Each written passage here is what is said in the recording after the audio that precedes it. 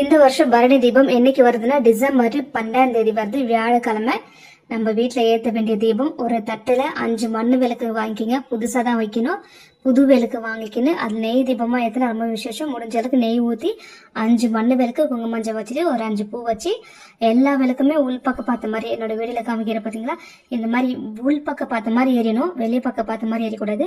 இந்த பரணி தீபம் எதற்காக நம்ம ஏற்றுறதுன்னா உங்களுக்கு எல்லாருக்குமே தெரிஞ்சிருக்கும்.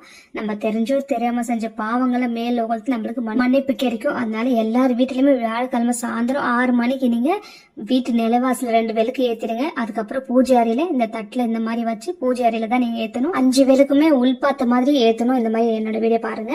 உள் சைடு வைக்கணும், எல்லாம் வெளியே பக்கம் பார்த்த மாதிரி ஏத்தக்கூடாது. இது வியாழக்கிழமை 12ஆம் தேதி சாயந்தரம் 6 மணிக்கு உங்க வீட்டு பூஜை அறையில ஏத்தணும். திருவண்ணாமலை கோவிலில் 13ஆம் தேதி அதிகாலையில ஏத்துவாங்க. ஆனா நம்ம வீட்டுல ஏத்த வேண்டிய பரணி தீபம் வியாழக்கிழமை டிசம்பர் 12